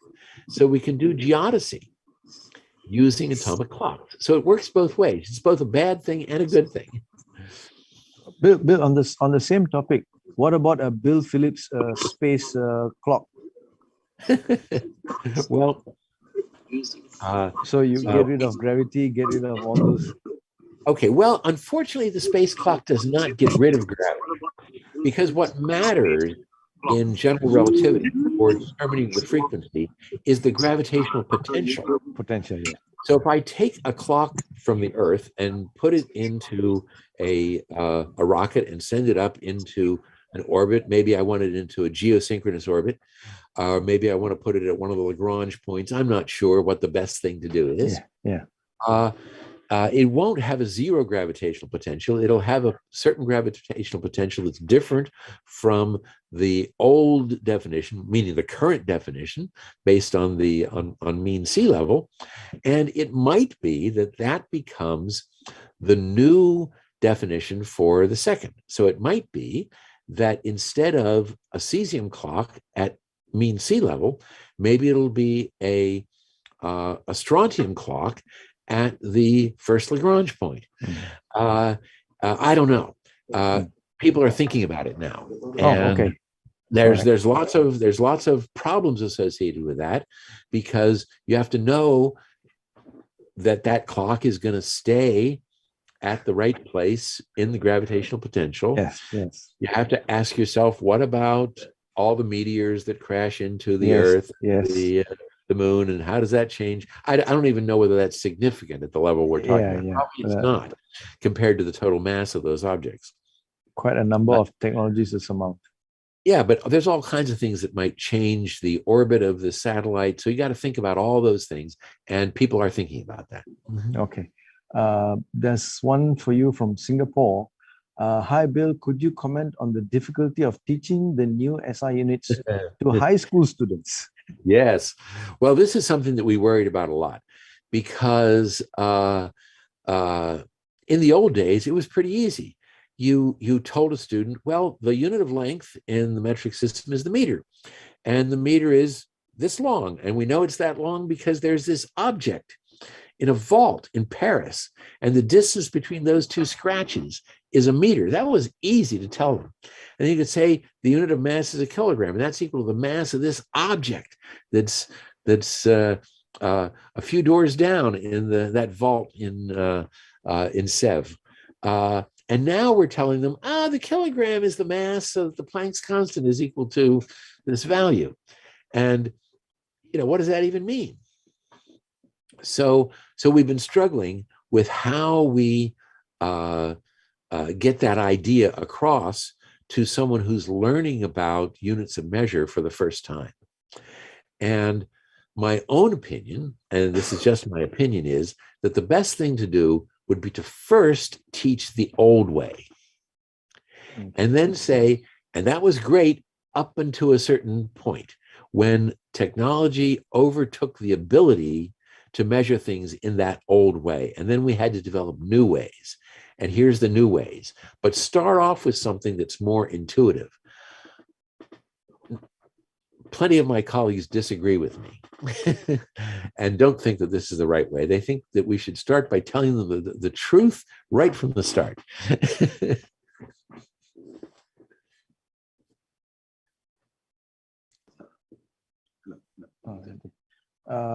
We've got a few here, Bill. Let me ask with what city. This one from UPM Malaysia. Can Bill comment on the confusion of CGS and MKS system in electrodynamics? Can there be a standardization? And the simple answer is no. I've never really understood the difference between electrostatic units, electromagnetic units, Gaussian units, mixed Gaussian units. And it's one of the reasons why very early in my life, I resolved I would never use anything but SI units. Because there I know exactly what everything is. But if somebody tells me that the value of something is some number in ESU, I have no idea what that means. I agree. And I really think that the development of the modern international system of units was done in part to relieve that kind of uncertainty where if you didn't, you see, at the turn of the century, but by that I mean around 1900, there was a lot of discussion about how many units do we need? And originally, we talk about CGS and MKS because there were 3 units. MKS was meter kilogram seconds. Okay?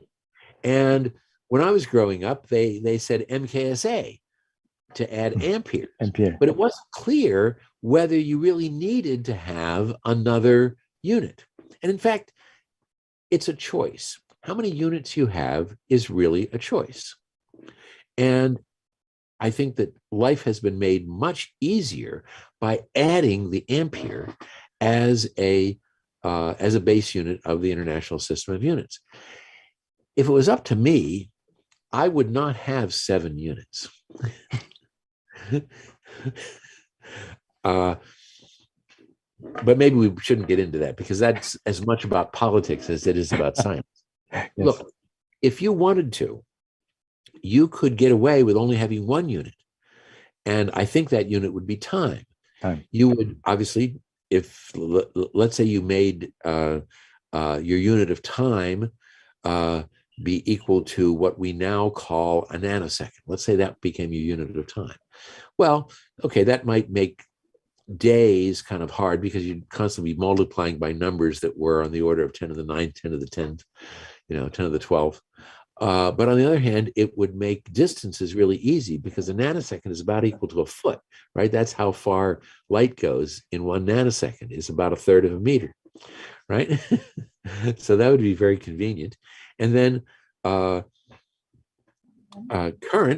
electrical current would just be a frequency, the number of electrons per unit time, right? But it wouldn't be very convenient. Nobody wants to measure what temperature it is outside in joules, right? That just wouldn't be convenient. You could do it, but instead what we do is we multiply by Boltzmann's constant and we get it in kelvins. So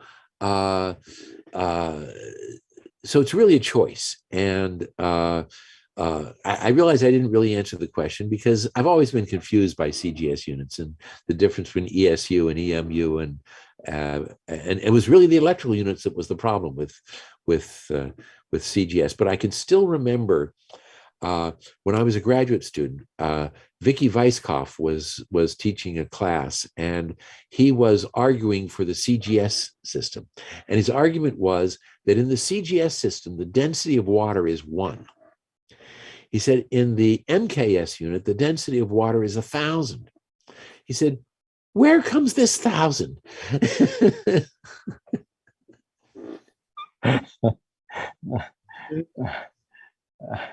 You could ask the same question the other way around. Where comes this 1?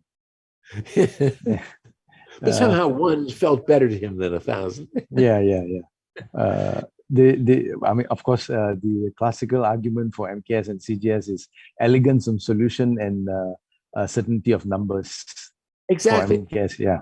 Maxwell's equations, in my opinion, look much nicer in the SI. I don't have all these 4 pi's and things. Yes. On the other hand, Coulomb's law is a little bit messier. Yes. I have to have a 1/4 pi epsilon naught. Yes. So you take your choice. I'd rather have Maxwell's equations look beautiful. Yeah. But on that note, Bill, we have people on the space on the space physics measuring all those expansion of the universe and black holes and the frequencies of neutron stars and all that things.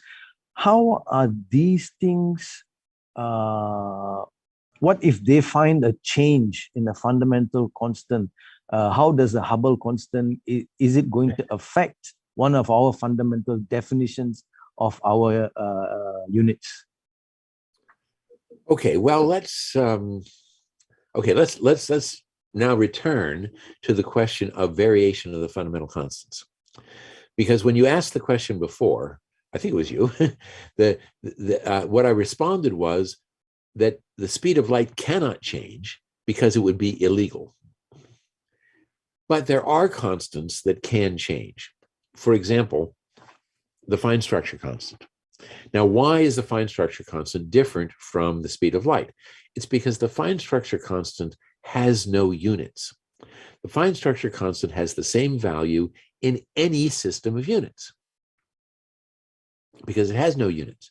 So that means that you cannot define what the fine structure constant is because it has no unit, because when you define what a constant is, you're using it as a way of defining what a unit is. And the fine structure constant has no units, so it can't be used to define a unit, so you cannot define it. So that means that if you measure whether the fine structure constant changes, that's a real measurement. And people are doing that, both astrophysically and in the laboratory. So far in the laboratory, the results are that from one year to the next, it doesn't change by something on the order of parts in 10 to the 18. So that's pretty good, okay? We don't know what it is. This is really interesting. We don't know what it is better than, I forget what, maybe a part in 10 to the 12 or 13, but we know it doesn't change to a part in 10 to the 18. There might be an interesting metaphor there that's philosophical, but let's go on. Now, one of the important things that makes the universe behave the way it does is what are the values of those dimensionless constants that tell us how strongly things couple together. So the fine structure constant tells us the strength of electromagnetic coupling. There are similar constants for the weak force and the strong force and the gravitational force that tell us how intrinsically strong those forces are. If those things change, then that means that something about our universe changes in a fundamental way. And that's going to violate some of our most cherished principles of physics. It's certainly going to violate the spirit of general relativity and the Einstein equivalence principle. If things like the fine structure constant change with time, that's just not something that's encompassed by the equivalence principle. So that will change everything, and that will, to me, that'll be just so exciting, because it means that there's something that we haven't understood about physics that's really fundamental. But so far, nothing, at least not in the laboratory. Now, you're probably aware that people have made astrophysical observations of the spectral lines coming from distant galaxies and interpreted this data to be a change in the fine structure constant in time. Because, the further away you look, the further back in time you're looking. But then they found out that they got different results in the southern hemisphere than they did in the northern hemisphere, and decided, well, if this is really telling us something, it must be a combination of space and time. Both of those things are forbidden in our usual way of doing things. The fine structure constant should be the same everywhere in space and everywhere in time. But what they're saying is, well, maybe there's some combination of the way it varies in space and time, and this would be to make it consistent with the observations. My own opinion is that it's probably something like moving gas clouds that's shifting the frequency of this light, and we just don't understand enough about the details of those things to have gotten it all figured out yet. But it's tantalizing, the fact that there is this data that indicates that maybe the fine structure constant was different in the deep past. If it is, and I don't discount the possibility that it might be, my guess is that the big changes are going to occur when the universe itself was changing by a lot. So the big changes are going to occur, like in the first few seconds after the Big Bang, right? The kind of change that happens to us year to year right now is very small. But the kind of things that were happening in the first few seconds or minutes or even 100,000 years after the Big Bang, those were big changes in the average density and energy of the universe. So that's where I would expect to see changes. And it's going to be really hard to see those changes because we can't see anything further back than about, 400,000 years when radiation decoupled. So I don't know whether this is really going to come to pass, but it would be really cool if it does. All right, but there's one from City. Quantum metrology is one of the potential applications of quantum science and technology. Is this driving the revision of SI metrics to take advantage of quantum science technology that essentially depends on the fundamental constants? Yeah. Well, so the answer is yes and yes. And the reason I say yes twice is because there are different things that people mean when they say quantum technology. So, for example, you could say atomic clocks are quantum technology because they use the quantum mechanical structure of atoms to fix what the definition of time is. And you could say that the new definition of the kilogram is quantum technology because it uses h-bar. And what's more quantum than h-bar? But there's another sense in which people talk about quantum technology. Sometimes people call it the second quantum revolution or quantum 2.0. This is where we make use of some of the weird aspects of quantum mechanics, like entanglement. And this is where, for example, we can do things like, well, you can't beat the uncertainty principle, but you can cheat a little bit. And quantum technology is being used to do that also. So we're using both kinds of quantum technology to make better measurements, using quantum mechanics itself and using the strange aspects of quantum mechanics so we can beat the standard quantum limits of measurement. Okay, there's one from the Singapore. Peter Moore and you suggest that RAD should carry a unit. Can you explain the rationale? Yes. Okay. So we believe, and a number of our colleagues believe, that a lot of the confusion that people have about measuring and reporting angles has to do with the fact that it's not being treated properly in the SI. And so let me give an example. Right now, the radian is said to be what's called a coherent derived unit. That means that it's a unit that's defined in terms of other units. So an example of a coherent derived unit is the joule. It's derived from meters and kilograms and seconds. Okay, so you know just what a joule is. You just have to put meters and kilograms and seconds together in the right way.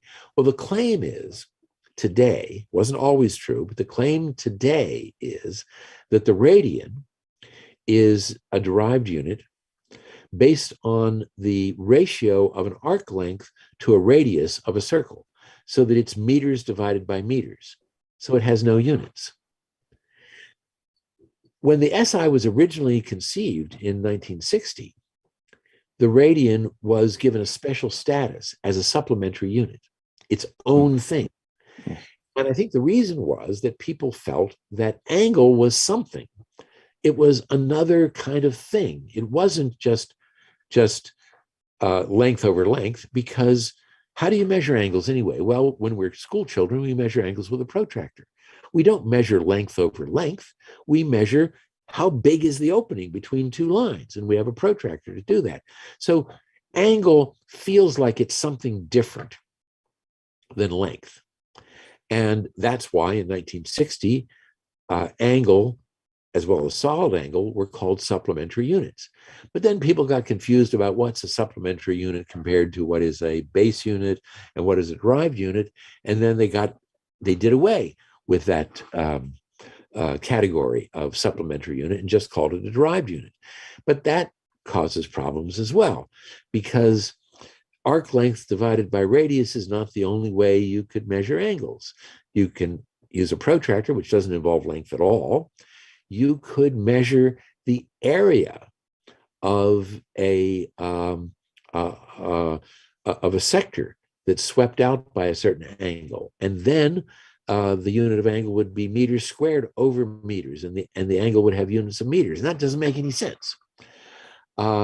Furthermore, the current SI system says that you're allowed to replace the unit radian with 1, and in fact, an earlier version of the SI brochure, which explains how to use it, actually has a footnote that says that the name radian is a special name for the number 1, which is just stupid.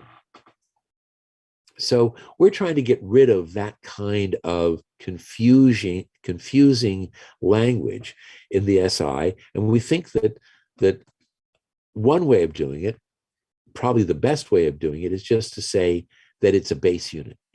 Angle is something different from length and mass and time and current and whatever else you have. That angle is something different, and we should just treat it that way and not try to pretend that we can get rid of it, and then pay very careful attention. See, lots of times people eliminate radians and then they make a mistake, because when they eliminated the angle, they weren't careful about whether the angle that they eliminated was a radian or a cycle. And we measure frequencies both in radians per second and in cycles per second. And and both of them have the same units in the SI. They're both 1. and that's a real problem, because we got things that are different by 2 pi that are said to be equal to each other or equal to the same thing. Now, obviously, if you're careful, then everything is fine, but not everyone is careful all the time. And that's what Peter Moore and I are trying to work on. Okay. Would we expect to see any real changes on this from SI itself? Well, if we can convince enough people who are part of the international metrology community that it's a good idea to make the radian a base unit, then there will be a process where the consultative committee on units will make a recommendation to the International Committee on Weights and Measures, who will make a recommendation to the General Conference on Weights and Measures, who will make a decision about it. So it's going to take a while. Yeah. There's one from a colleague. How NIST measures optical frequencies, hundreds of terahertz, accurately? Is the frequency measurement direct measurement or derived measurement? Yeah. So now this is a wonderful question, because it has to do with a remarkable development called frequency combs that gave the Nobel Prize in 2005 to Jan Hall and Ted Hench. So the way it works is this: you have a mode-locked laser. Now, a mode-locked laser is one that puts out a series of pulses, and the pulses are related to how long it takes a pulse of light to make a round trip in the laser cavity. So let's say you've got a laser cavity with two mirrors and light's bouncing back and forth, and every time it bounces back and forth, some light comes out and you get a pulse, okay? Now, you can arrange things, and I won't go into the details of how you can arrange things. You can arrange things so that, well, let me back up a little bit. That means that what's coming out of this thing is a pulse of light every so often at a fixed distance that's set by the length of the cavity, okay? Now, that's what it looks like in time. A pulse, wait a little while, another pulse, and the amount you wait might be on the order of nanoseconds, okay? Or picoseconds. Now, what's the frequency spectrum of that thing look like? Well, if you take the Fourier transform of a set of things that look like near delta functions, you get something that looks like a set of things that looks like near delta functions. The Fourier transform of something like this looks like that again, okay? So that means that the light coming out of this has a whole bunch of frequencies, and the separation between the frequencies is equal to the inverse of the time separation between those pulses. Now, it turns out that you can fix things so that each frequency is equal to an integer times some base frequency, okay? That's different from saying that the difference between them is equal to that base frequency. It could be that the difference is then, and then each one has something added to it. You can make the thing added to it 0. So that makes it really convenient. That means that every one of those optical frequencies is equal to an integer times something that's on the order of a microwave frequency. So if you can measure that microwave frequency, then you know what the optical frequency is. Or the best way to do it is you take that optical frequency, lock it to the optical frequency of an atom. Now you know what the microwave frequency is because it's an integer fraction of what the optical frequency is. But it's that connection between optical frequencies and microwave frequencies that allows us to do these frequency measurements. And it all has to do with this frequency cone. And people have measured these frequency cones are perfect to, I don't know, parts in 10 to the 19 or parts in 10 to the 20, probably certainly as well as we can measure frequencies.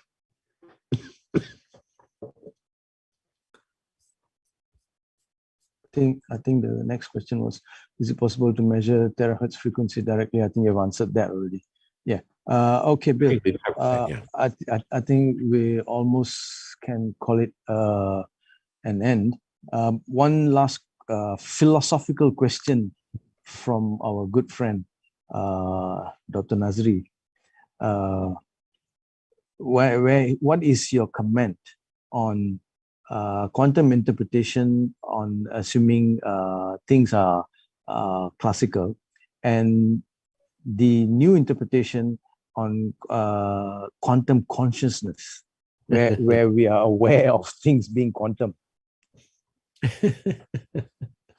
Well, as an experimentalist, I like to take a very pedestrian point of view about quantum questions. So you know, there are a lot of different interpretations of quantum mechanics. How should we interpret what the wave function means? These kinds of things, and these are the kinds of questions that come up when we deal with this kind of quantum consciousness, of being conscious of the quantum world, and the fact that it appears that the quantum world doesn't allow us to assign reality to objects, that the only thing that matters is what is measured. And nevertheless, we have an apparatus, a mathematical apparatus for quantum mechanics that will allow us to calculate correctly all of the things that we can measure. Now, sometimes the things we measure are just probability distributions, but the apparatus of quantum mechanics allows us to calculate them correctly. And no one has ever found any deviations from what quantum mechanics predicts. So we have, on the one hand, the situation that we don't really know how to think about quantum mechanics because it seems to conflict with our notions of reality. And yet we have a system that seems to work perfectly. And many people have come up with lots of different ways of trying to reconcile these two ideas. I'm a member of the school that's known as shut up and calculate. What that means is don't think about it. You've got a system that works, just use it. Now, the trouble with that point of view is that it might miss something really important. Because when you don't think about hard problems, you don't have any chance of solving them. Yeah. And so what I say is, well, you know, I'm a member of the Church of Shut Up and Calculate, but I'm willing to examine other possibilities. That was good. That was good. Okay, Bill, I think we could officially call it a day. Okay. But before we part ways, could you stay on just for a bit? And I would like to ask all present in Zoom to please enable your camera, switch on your camera for a picture session, please, everyone.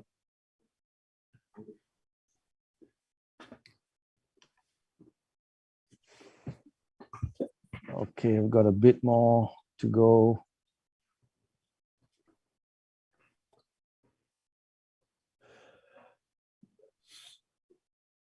Okay, nice, City.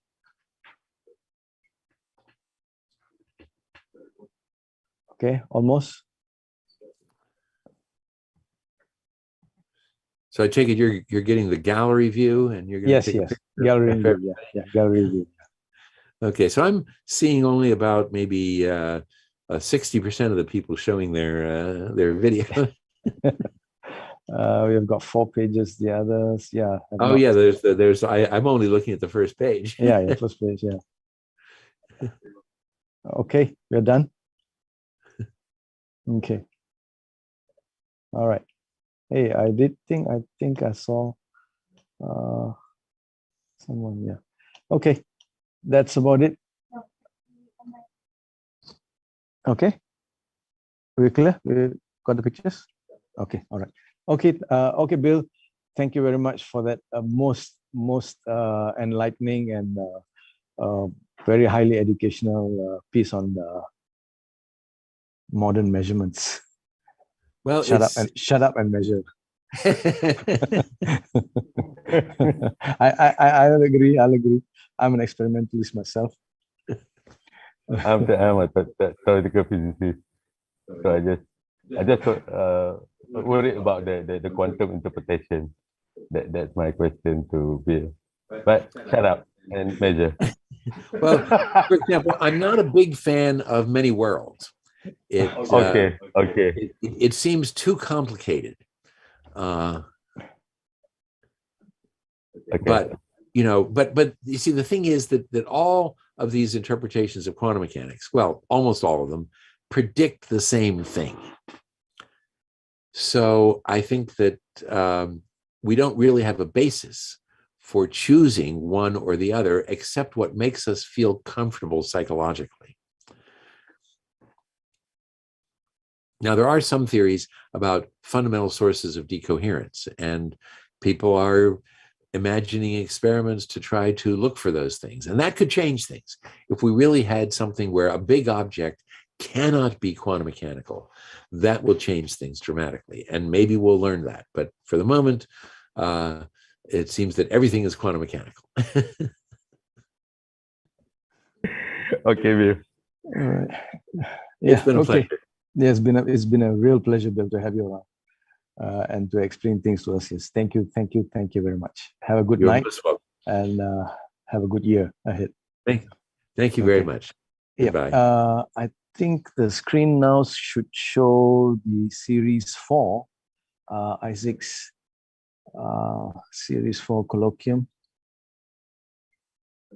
Okay, is it in? That means screen. Okay. If Dr. Hasima is still around, would you like to promote web JWST? Is not there. Dr. Hasima, are you still there? No.